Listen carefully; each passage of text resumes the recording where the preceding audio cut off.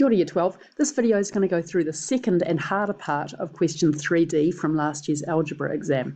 So if you've watched video 1, you'll know that we were working with a specific upside down parabola which had this form, so y equals 9 minus x squared. And we had to figure out the height of the wall that was going to maximize the area of the house. And we had a square, we had a rectangle and a triangle, and we worked on maximizing 2 lots of half the house. So in this next question, it's pretty similar, except that we've got, instead of 9 minus x squared, we have y equals d minus kx squared. So d and k are just any numbers, right? And point C here, instead of being 0, 9, is now going to be 0d, which makes complete sense because that's going to be the y-intercept for this parabola, right? If I substitute 0 in here, I'm going to get out y equals d. So that's all good. And if they hadn't given us that point, you could have worked that out pretty easily. I'm assuming that's the case, or you probably wouldn't still be watching this video because this is quite a tough question. All right, so what we have to do here is to show that the maximum area enclosed by the house shape occurs when the area of the two shapes are equal.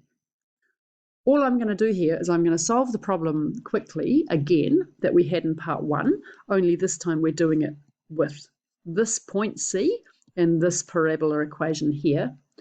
And then I just have to show the area of the triangle and the area of the rectangle, and they work out to be equal. So I'm going to start off from where we'd got to in the previous video, which was that we were maximizing this area, which was 2 lots of that rectangle, so 2xy, and then 2 lots of the triangle, which was 2 times half the base times the height. So that gave me this, x times the height of the triangle. So let's think about the height of the triangle in here. Well, the height of the triangle is from this top point up here, again, right, and we know that's 0d, down to this point here, right? And so the rectangle bit of this has height y, so this bit here must have the leftover bit to get me to d, so it's d minus y. So you can see that it's a very similar expression to what we had before. The only difference is that instead of the 9, we've now got a d in here. So let's substitute in my y values. So y is d minus kx squared. And now we've got x is equal to d plus x times d minus kx squared. That gives me 2dx minus 2kx cubed plus dx. Oh no, hang on, I'm going to clean this up better in here first. Look, d minus d is 0, so a negative, this negative times this gives me kx squared in here. You can see things are getting much better very quickly. So 2dx minus 2kx cubed plus kx cubed, and that simplifies to give me 2dx minus kx cubed, right? So that's my new expression for the area that I've got to maximize. So we look back at those steps from the last video. We've now got the expression in terms of one variable. So again, we're up to step 3, but these steps are the pretty easy ones. Where's it gone? Oh, I've lost it. Okay, here we are. Right, so if you pause the video and differentiate and then work through this carefully, we get dA by dx is equal to 2d minus 3kx squared, right? Remember that k and d are just numbers. They just sit there as if they were 6 or 17, and x is my variable. So this equals 0 for a max. So solving that equation gives me 2d is equal to 3kx squared. 2d over 3k is equal to x squared. And we know that we're choosing the positive value of x, right? So, oh, what a terrible parabola, right? But we're looking at this. That is a very bad picture, right? That should be symmetric. It's very not symmetric, but you get the idea. So we're looking to work with the x value that was on this side, so x is positive. So x here is simply the square root of 2d over 3k. Now, what we have to do is figure out what y is for that x value. Now, it looks terrible, but it's not, because y is equal to d minus k x squared. So y is equal to d. We're going to take this value, substitute it in here. So y is equal to d minus k times, well, when I square this, I just get back 2d over 3k, which is starting to simplify quite nicely, because k divided by k simplifies. That leaves me with d minus 2/3 of d, and that's just 1/3 of d. So again, my x value is the one that looks bad. It's this. Now we're just about up to the last part. We've found the values that are going to maximize. Oh, I've got to go to a good picture of that parabola. Hang on. Where are we?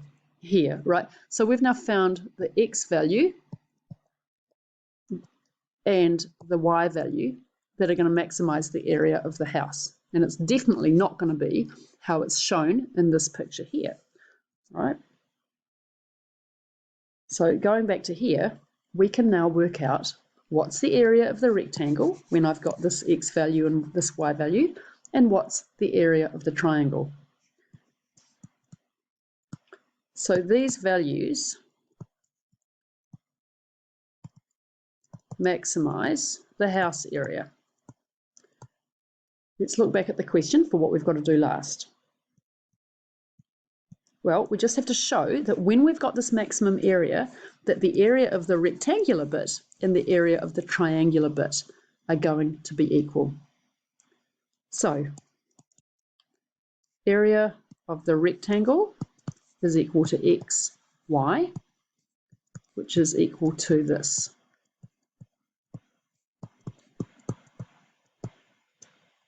Okay, so that's fine to leave it like that. We could write it slightly more elegantly as d over 3 times this, but that's fine. And now what about the triangle? So the area of the triangle is equal to half times the base times the height of the triangle. Remember from way back up here that the height of the triangle is d minus y, right? So there's the height of the triangle, and there's the base of the triangle. So that's just x times d minus y. Now I'm working with the half of the house area here, right? So I'm working with one side. You could do it all again with 2 lots of the rectangle bit and 2 lots of the triangle. So half of x times d minus y gives me a half of the x, which is horrible.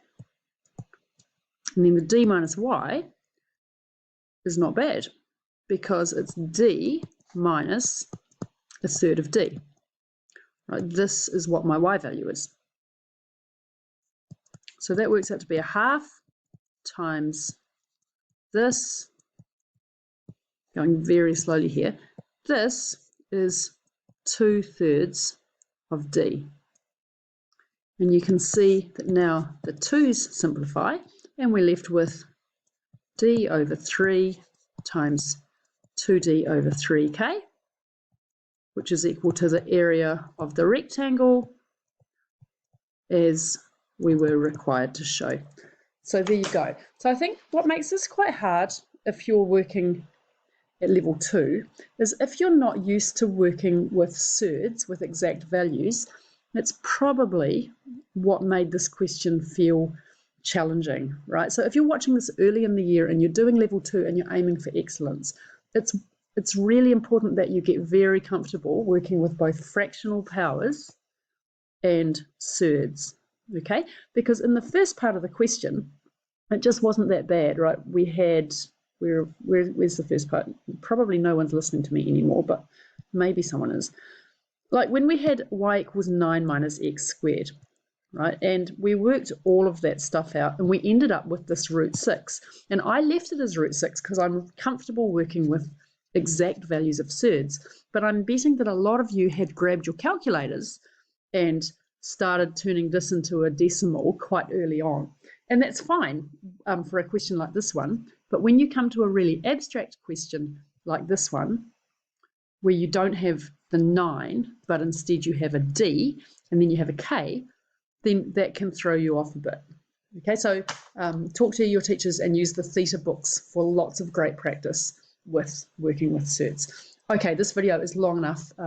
If anyone is still listening and you want to come and collect chocolate when school's back for getting to the end of the video, come and see me in my classroom.